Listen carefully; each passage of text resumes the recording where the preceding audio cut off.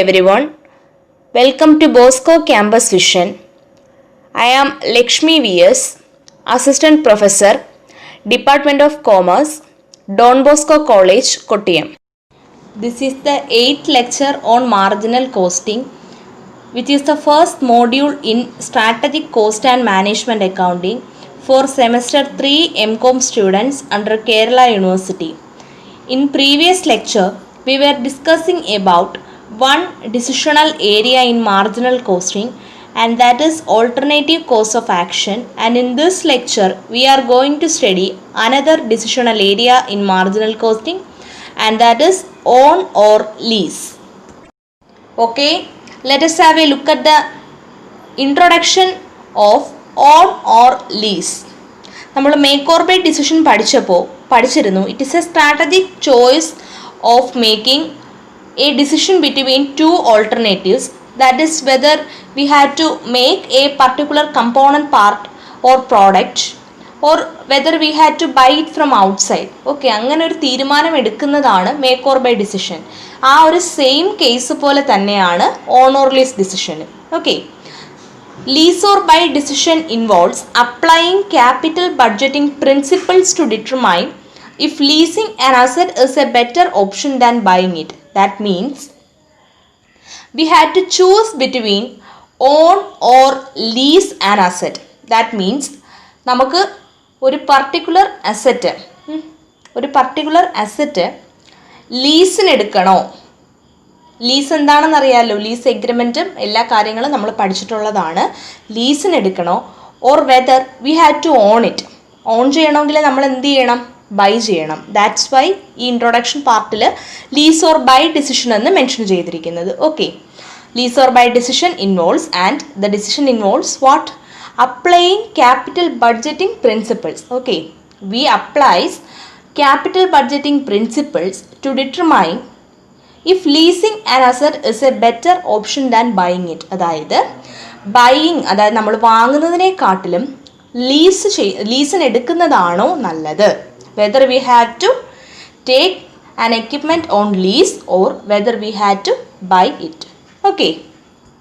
Now we are going to study what are the factors that provides acceptance to leasing as a way of funding assets. അതായത് ലീസിങ്ങിന് acceptance കിട്ടാൻ helpful ആയിട്ടുള്ള factors ഏതൊക്കെയാണ്, അതാണ് നമ്മൾ നോക്കാൻ പോകുന്നത്. And the first one is tax advantages. Okay, there are certain tax advantages related with leasing.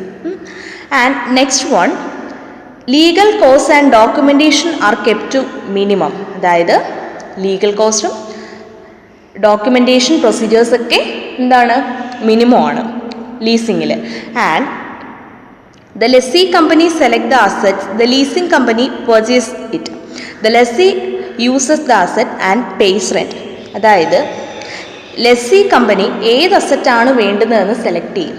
അത് leasing company ആയിരിക്കും പർച്ചേസ് ചെയ്യുന്നത്. ഓക്കെ, ആൻഡ് ലെസ്സിക്ക് ഇത് യൂസ് ചെയ്തതിന് ശേഷം he only needs to pay the rent. Okay, and these rent is known as lease rentals. Okay, lease rentals എന്നാണ് പറയുന്നത്. അത് പേ ചെയ്താൽ മാത്രം മതി. And there is no any initial investment or down payment. അതായത് ലെസ്സിയുടെ പോയിന്റ് ഓഫ് വ്യൂവിൽ നിന്ന് ചിന്തിക്കുമ്പോൾ 100% finance involve in the purchase of asset is saved and the lessee is not required to bring any margin money. അതായത് ഒരു particular asset purchase ചെയ്യുമ്പോൾ ഉണ്ടാകുന്ന finance save ചെയ്യാം ലെസ്സിക്ക്. അതുപോലെ തന്നെ he does not required to bring any margin money ഒന്നും ആവശ്യമില്ല. അതുപോലെ without any initial investment he can acquire the asset and there is no down payment ഒന്നും ഇല്ല. Okay, and rentals paid by the lessee are deductions from incomes of the business. അതായത് നമ്മൾ main tax advantage എന്ന് പറയുന്നത് തന്നെ, ലീസിങ്ങിലെ main tax advantage എന്ന് പറയുന്നത് തന്നെ ലെസ്സി പേ ചെയ്യുന്ന lease rentals. These are deductions from incomes of the business. Business ഇൻകത്തിൽ നിന്ന് ഡിഡക്ഷൻ ആയിട്ട് അലോ ചെയ്യുന്നതാണ്. Hence leasing provides tax benefits through acceleration of deductions to the lessee to the extent of full rentals. അതുകൊണ്ട് തന്നെ ഈ ലീസിങ്ങിലൂടെ tax benefit കിട്ടും. Deductions എല്ലാം കൂടി ആക്സിലറേറ്റ് ചെയ്ത് may be to the extend of full റെൻ്റൽസിൻ്റെ എക്സ്റ്റെൻറ്റ് വരെ, അതായത് മുഴുവൻ ലീസ് റെൻ്റൽസിൻ്റെ ആ ഒരു എക്സ്റ്റെൻറ്റ് വരെയും ടാക്സ് ബെനഫിറ്റ് കിട്ടും.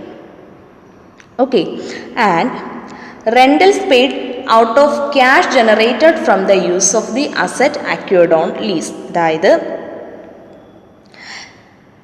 ഏത് അസറ്റാണോ ഈ ലീസിങ് എഗ്രിമെൻറ്റിലൂടെ ലെസ്സറിൽ നിന്ന് അക്യൂർ ചെയ്യുന്നത്, ആ ഒരു അസറ്റിൻ്റെ യൂസിലൂടെ ജനറേറ്റ് ചെയ്യുന്ന ക്യാഷ് ഫ്ലോസിൽ നിന്ന് തന്നെ റെൻ്റൽസ് ലെസ്സിക്ക് പേ ചെയ്യാവുന്നതാണ്. Okay, and so hence it is possible to match timing of cash outflows and inflows on account of the acquisition. അപ്പോൾ ഈ അസറ്റ് അക്യൂർ ചെയ്യുന്നതുമായിട്ട് റിലേറ്റ് ചെയ്ത് വരുന്ന cash outflows and cash inflows ഇത് തമ്മിൽ മാച്ച് ചെയ്യാനായിട്ട് ലെസ്സിക്ക് സാധിക്കും. Okay, now we are going to study the various advantages of buying an asset. Through buying we can own that asset. Okay, own or lease ഡിസിഷനിൽ നമ്മൾ ഈ asset purchase ചെയ്തിട്ടായിരിക്കും, അതായത് buy ചെയ്തിട്ടായിരിക്കും ഓൺ ചെയ്യുന്നത്. Okay, then there are certain benefits, and the main tax benefits of buying are depreciation allowance and interest on borrowed capital. Depreciation അലവൻസും interest on borrowed ക്യാപിറ്റലും, ഈ രണ്ട് ഐറ്റംസും these two can be deducted from the incomes of business. അതായത് ബിസിനസ്സിൻ്റെ ഇൻകത്തിൽ നിന്നും നമുക്ക് ഡിപ്രിസിയേഷനും ഇൻട്രസ്റ്റ് ഓൺ ബോറോഡ് ക്യാപിറ്റലും ഇത് രണ്ടും ഡിഡക്റ്റ് ചെയ്യാവുന്നതാണ്.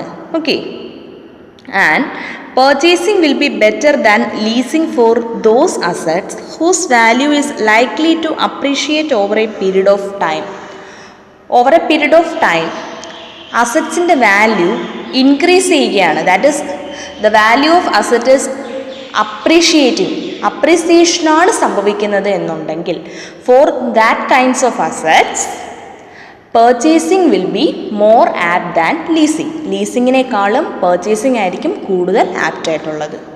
Okay, we have studied about various advantages of both alternatives, that is own or lease, buying an asset or leasing an asset. Okay, then after considering these various factors we have to compare the two costs.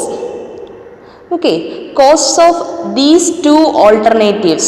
Okay, that is the cost of owning an asset and the cost of leasing an asset. ഈ രണ്ട് കോസ്റ്റുകളും compare ചെയ്യുക in order to calculate the amount of saving or extra cost in own or lease decision.